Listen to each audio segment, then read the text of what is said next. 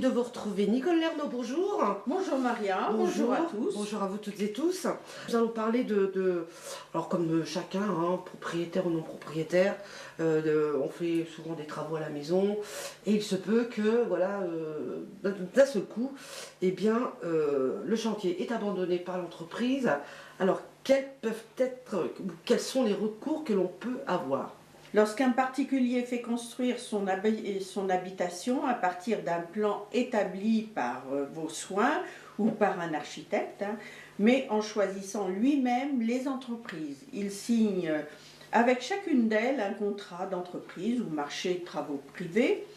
Ce type de contrat n'oblige pas l'entreprise à fournir une garantie de livraison à des prix et délais convenus et ne protège pas de l'abandon de chantier. Confronté à cette situation, le particulier devra introduire un recours devant le juge civil.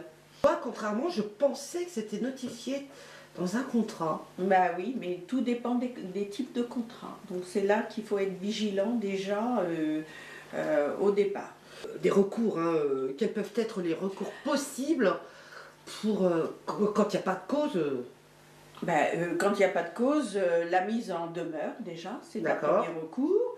En préalable à toute action, il convient dans un premier temps de mettre en demeure par lettre commandée avec accusé de réception ou par sommation d'huissier l'entreprise défaillante de reprendre l'exécution des travaux dans un délai déterminé. Le courrier doit rappeler la date de livraison définie dans le contrat signé entre le maître de l'ouvrage et le professionnel. Il faut savoir que le maître de l'ouvrage, c'est celui qui commande l'entreprise. Si l'abandon de chantier est dû aux difficultés financières de l'entreprise et à une mise en redressement judiciaire, le destinataire de la mise en demeure est alors l'administrateur judiciaire qui la représente. Ces coordonnées sont disponibles au tribunal de commerce. Malheureusement, beaucoup d'entreprises se mettent en liquidation judiciaire avant d'avoir fini les travaux. Donc là, il faut s'en référer à l'administrateur, qui va être le liquidateur. Voilà. Et après, les coordonnées sont disponibles au tribunal de commerce. D'accord. À défaut de reprise des travaux, le maître d'ouvrage, par l'intermédiaire d'un huissier de justice, peut convoquer l'entrepreneur défaillant pour constater par procès verbal l'abandon de chantier et les éventuelles malfaçons. D'accord, oui, bien sûr. Dans la construction. Cela permet de déterminer en fonction de l'avancement du chantier, des paiements effectués et des possibles malfaçons constatées. Tout ça, c'est à la charge du maître d'ouvrage? L'huissier, c'est à la charge du maître d'ouvrage, mais après, si ça va au tribunal, alors, justement, le tribunal pourra accorder... Alors, quels sont les différents recours?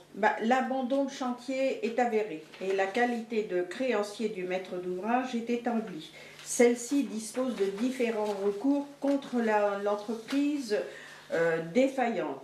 Il y a un recours en référé, soit pour demander au juge d'ordonner à l'entreprise de finir les travaux sous astreinte, soit pour faire constater l'abandon de chantier et obtenir l'autorisation de faire les travaux par une autre entreprise. D'accord. Ça, c'est aussi aux frais de l'entrepreneur défaillant. Cas où d'abandon de chantier, est-ce que le maître d'ouvrage peut suspendre son crédit, son emprunt en cours? Oui, alors là, on va commencer à rentrer dans les difficultés pour la personne, le maître d'ouvrage, celui qui a commandé les travaux. Bien sûr.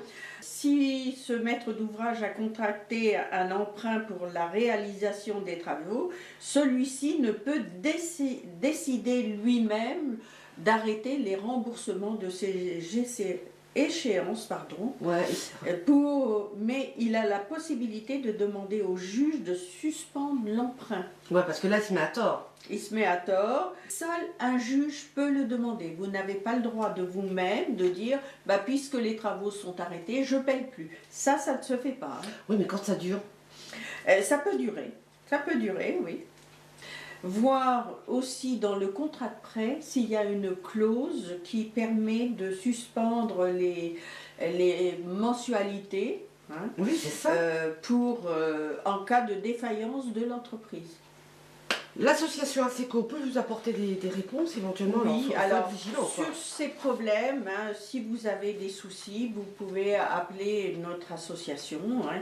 Notre numéro de téléphone c'est 03 86 52 89 et là on vous répondra à vos problèmes. D'accord. Merci beaucoup Nicole. De rien. À très bientôt. À Merci bientôt, à vous. À bientôt. Au revoir.